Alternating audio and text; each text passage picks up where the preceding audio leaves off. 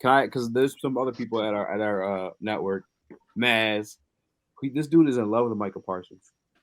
I love Maz, but I don't get that shit. Is there any a def? Hell no to me. I still rather have Penei Sewell. Are there any rookies? And I'll start with you, Andrew, that you wish we would have taken over Penei Sewell at this point in the season. Anyone you're looking at, you're just like, God damn, I wish we would have got that one. Over Sewell, no. I mean, in the last 2 drafts, hell yeah. There's a couple guys I would take, with my first round pick over who we did, but you can't go wrong with getting a top tier left tackle. I mean, there's so much you can do. You can literally move Decker over. You can still develop Penei Sewell at the right tackle.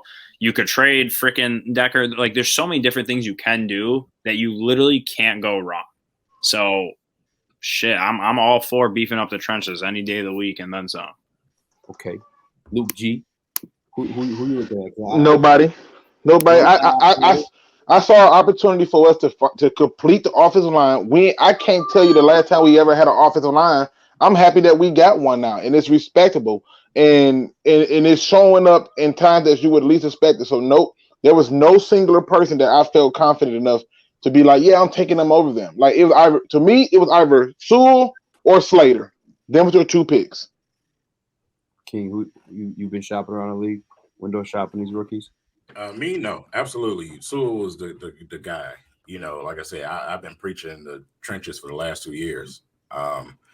I still feel like we don't have enough in the trenches. I think we want injury away from disaster on the offensive line. So I just I want more depth actually on the offensive line, and for also on the opposite end, I want the defensive side of the ball. I want the defensive line to get built too. So Sewell right now for this draft was the right pick for me.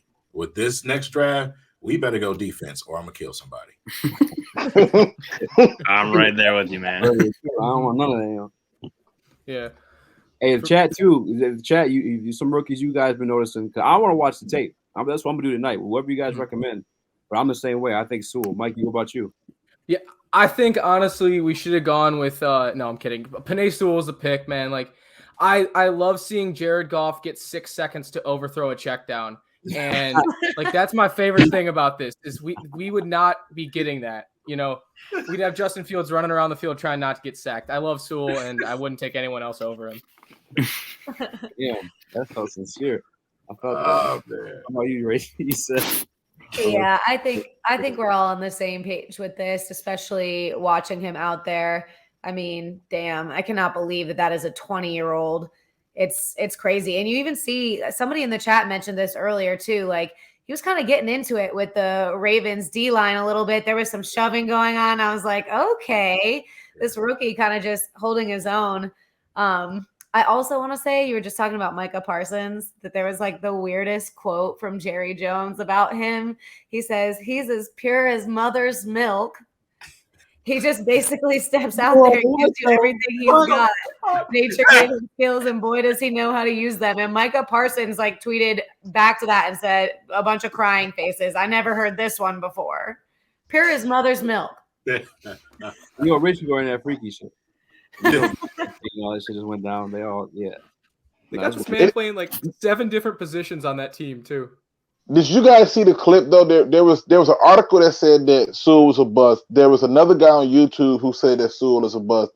And there's a clip going around right now showing Sewell basically like doing Calais Campbell dirty on a combo block. And I'm like, bruh, like it's the right pick, bro. Just imagine if Taylor Decker got hurt and now we got to figure out who's going to be our left tackle. It's going to probably be Matt Nelson, which means they're going to probably move to the right tackle, probably going to be Big V, and then Steinberg was going to be our guard.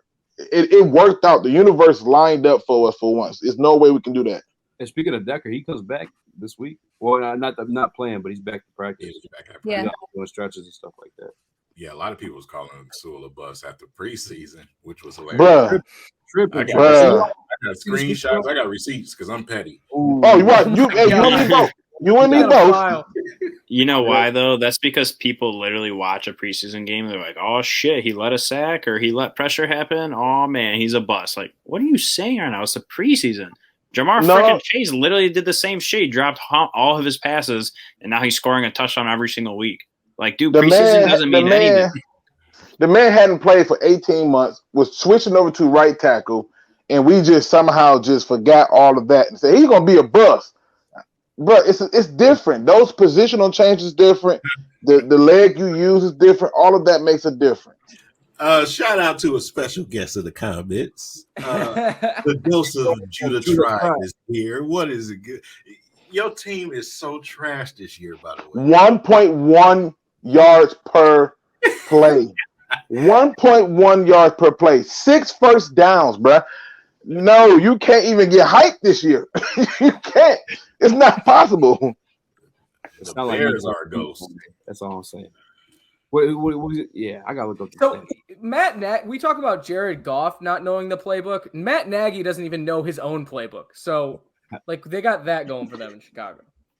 Facts. Yeah. What about JOK, Andrew? You tweeted about JOK. I remember everyone was really hype on this man. My fuck. The draft last year. Listen. I have been freaking preaching to fix the linebacker core for years. Nothing pisses me off more than having unathletic, shitty linebackers. And you go ahead and you see Jock fall to the second round, and I'm like, oh shit, he's gonna get picked before we can get him. And then he's there at our second round pick, and you fucking draft Levi. How many D linemen do you freaking need? You already have Penei, you have Julian, you have Romeo, you have Bryant, you have Brockers, you have Nick fucking Williams, you have Trey Flowers. Bro, you draft Levi and Aleem, and you don't go ahead and get Jock? Like, what the hell are you thinking? Like, literally, what the hell are you thinking? In his defense, we had all-pro Jamie Collins. So you got to think about that. I will kill myself right here. I'm wearing number 8 looking like an idiot. Listen, the thing that pisses me off the most is imagine. I mean, we don't know how Barnes is going to do. I personally like his promise, but imagine you have all those linemen like we talked about, right? And you have Jock and Derek Barnes in your linebacker core instead of Levi and frickin' Jamie Collins to start the season or whatever. Like, you're not even starting Levi and Aleem because you have so many D linemen that they don't know who to start and how to properly use them. So why the hell did you draft 2 D linemen when you could have got Jock, bro, or one of those top tier safeties? Will Harris is the worst safety I have ever seen in my entire life. I would rather play 10-man on the defense than to have Will Harris cover my fucking deep. I still don't understand how he's still on the team. I'm like, they're professional athlete. They're doing shit I can never do. I'm always like that dude, right? But Will Harris, goddamn, bro. How is he here still? Listen, every big play that has ever happened in the last 2 years, I swear to God, where do you see Will Harris? You see him in the corner of the screen getting beat by like 10 yards. He's always there because it's his man, but he's not even remotely in the play, and it drives me freaking nuts. And then he's a highlight reel. You got Saquon fucking stiff-arming this guy just face first into the turf. Like, please, bro, please put anybody in over him. Put A.J. Parker, put freaking Marlowe, put anybody over this man. Just get him off the team. I literally don't have a problem with them taking Levi. And I'll be the first one to tell you on the reaction when they first took Levi, yes, were there people I wanted more? Yeah, there is. But after watching Levi through preseason, through games, I'm okay with the pick. Like, we've tried everything else, build the trenches, set the table, set the foundation, and go. Jock ain't doing that. 4 tackles, bro. 4 tackles and a half a sack. We really finna hype this up. And I know stats don't tell the whole story, but it's not like he would have made a bigger difference anyway. Like, we need people like a Derek Barnes or a Parsons who can take on blocks and get off of blockers. At least with Levi, I think I saw like maybe 1 or 2 plays where he really got like mauled down and they had to put like 2 people to push him down. But in most cases, he holds his own. He played in very few snaps. I think he only played like, I saw something on like the one of the articles where he had like 7 or 12, something like that. So I forgot what it was. Not sacks, but snaps. I'm okay with the pick. Like, build up the damn foundation and let's ride. Look, part of the foundation is your linebacker core, and you can't neglect the fucking linebacker core, bro. I'm all about building the trenches, but I listed like 7 linemen that they're trying to start. You don't need to rotate linemen in when you literally have multiple linebacker spots that you have to fill out. Like, it makes no sense. Judah Tribe. We're gonna have to throw hands, man. I see the comment. Don't bring that. Okay? What did he say? I had to take her out to get some fried mushrooms after the game because she was so depressed.